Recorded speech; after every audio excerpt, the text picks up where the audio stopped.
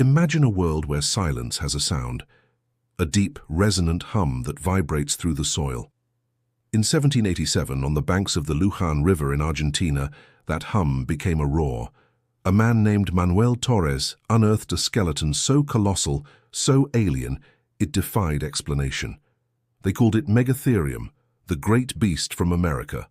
Before the word dinosaur had even entered our vocabulary, the Megatherium was the first fossil to ignite a global obsession with prehistoric life.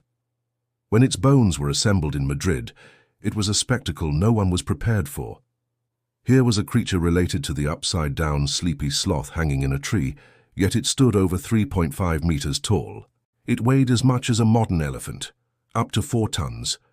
The most brilliant minds of the era, including Georges Cuvier, were baffled. How could a sloth be a giant? How could it walk on the ground, not hang from trees? A few years later, a young Charles Darwin himself would literally stumble upon this mystery, collecting parts of a Megatherium skull during his voyage. Those very fossils helped shape the early foundations of evolutionary thought. Let's rebuild this titan. Megatherium americanum was not just big, it was an anatomical marvel. Its skeleton reveals a creature built like a tank. For decades, scientists debated its diet. Were those terrifying 7-inch claws used to rip into flesh? Was it a scavenger that stole kills from the saber-toothed Smilodon?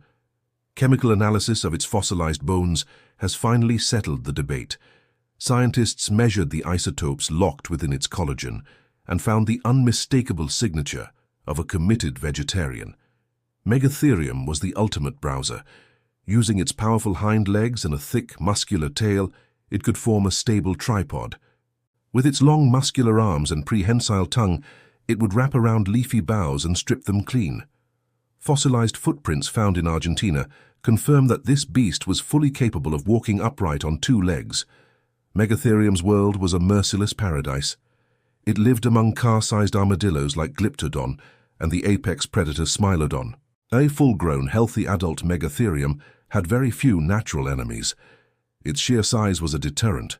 Research suggests its forelimbs could deliver incredibly powerful, sweeping strikes for defense. Some paleontologists even propose it wore a kind of natural armor, tiny bony nodules embedded in its thick skin. Recently, scientists have used ancient DNA to rewrite the sloth's family tree.